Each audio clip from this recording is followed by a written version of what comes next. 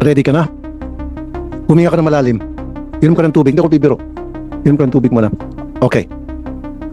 Bumili kayo ng body-worn cameras noong 2020.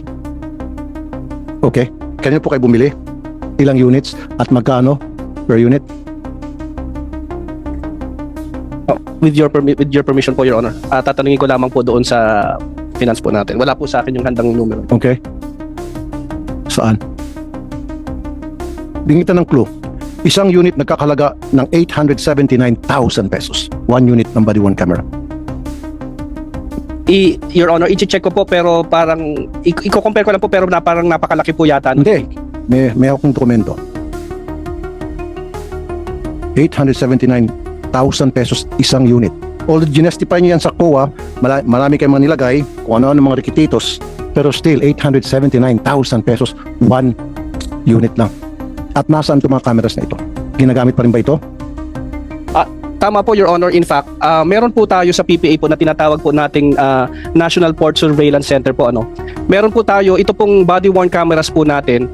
Integrated po ito doon sa regular po nating surveillance system sa CCTV po. Ito po, dala-dala po ito ng mga port police po natin, Your Sige, Honor. integrated, etc. Pero 879,000. Come on.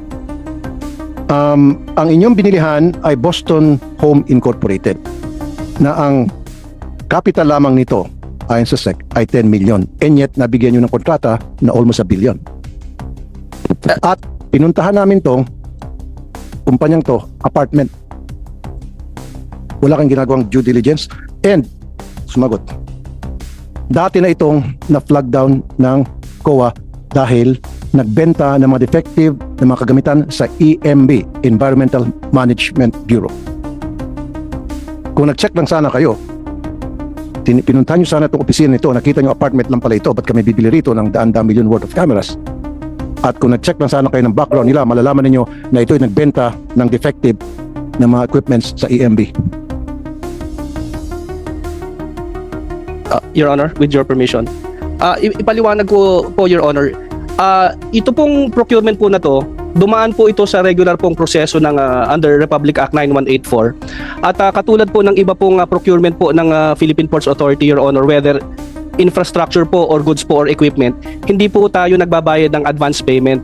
Sir, ang pinag-uusapan dito sobrang overpricing, immoral na ito. Iskandaloso na masyado to. Ito, 191 units ang kontrata sa Boston Homes for the amount of 168 million. I-divide mo yung 168 million sa 191, magkano yan?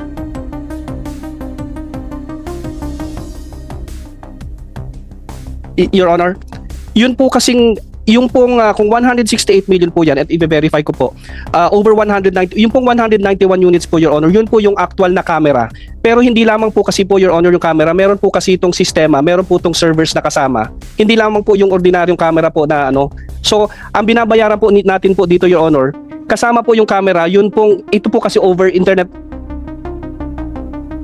Sa PNP is 135,000. Medyo nahiya pa nga yung PNP noon.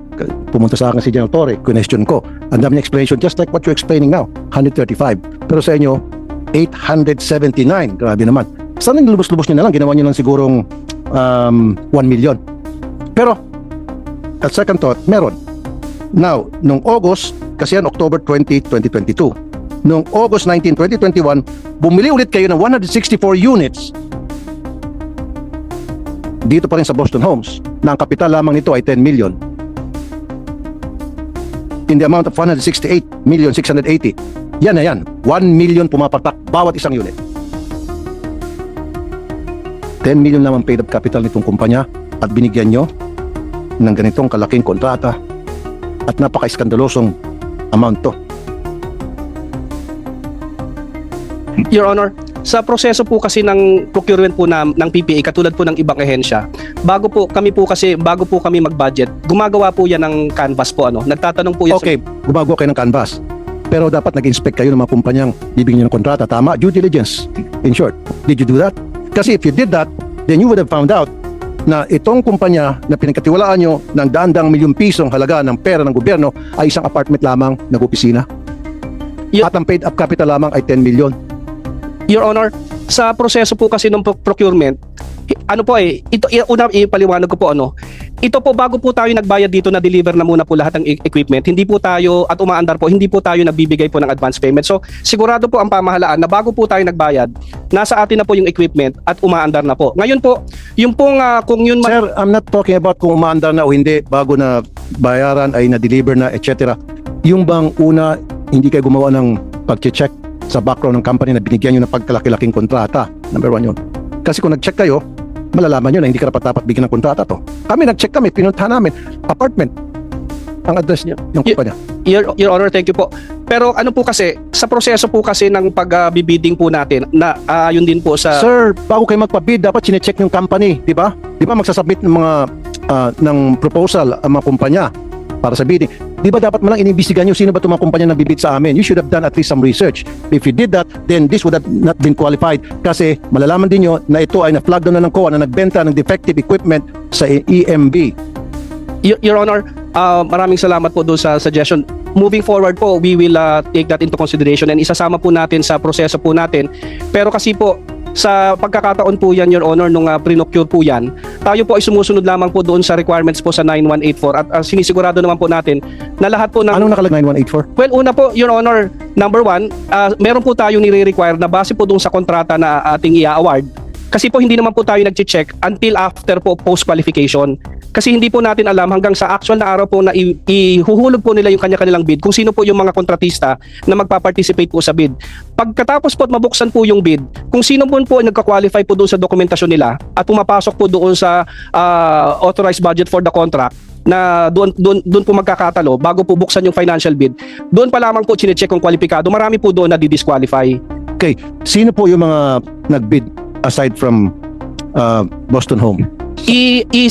Pwede kong mamarapatan nyo po, Your Honor, we can submit po to your office. Yun po nga minutes po nung Bids and Awards Committee meeting po, particular po doon. So sabi mo, ano to, seal bid, right? And then bubuksan, and then kung sino yung pinakamababa, yun pipiliin nyo, and then you would do post qualification. Yung normally po, kung sino po, lahat po ng kwalipikado, hindi po necessarily yun po yung, kasi po may mga nagbibid na maaaring mas mababa ang bid nila, pero... Hindi nga, sir, paiksin ko na. Okay, sige. Binuksan nyo yung lahat ng mga nagbid, and then minanalo na. Ito na nga, yung Boston Home. So, once na-determine nyo na panalo itong Boston Home because siya ang pinaka-lowest bidder, mag-imbestiga na kayo, tama? Lowest qualified bidder po. Lowest qualified. Yes po. Mag-imbestiga na kayo. Magpo-post qualification po, Your Honor. Post-qualification. Sinong gumagawa ng post-qualification? Yung post-qualification po, Your Honor, meron pong technical working group po. Yung Sino yung technical working group? Yung pong technical working group, taga ano din po yan, taga-ahensya din po yun. Hanggang ngayon, sila ba ay nakaupo pa rin dyan? Maaari po, Your Honor, since kung 2020 po yan, maaari pong may iba po dyan ay nakapag-retiro na po. Secretary Lopez, sibakin mo nga to. I'm asking you, imbestigahan mo to at sibakin. Dahil may kuntsabahan dito na para dugasan yung gobyerno. Really. Kahit na ano pang palusot mo, Mr. Santiago, hindi ka tanggap-tanggap yun. Post-qualification, sabi mo, Bids and Awards Committee, mag-imbestiga. Kung nag-imbestiga kayo, malalaman nyo na ito ay nagbenta ng mga defective equipment sa EMB. Bago nyo sana talagang totally gino yung kontrata. Pangalawa, pinuntahan nyo sana ang address nito at malalaman nyo isang apartment lang ang opisina niya. Pangatlo, malalaman nyo na yung kanyang paid up capital ay 10 million lamang. Di ba, sir? At pang-apat, grabe naman, 879 million. Yung unang batch, 879 million pesos bawat unit.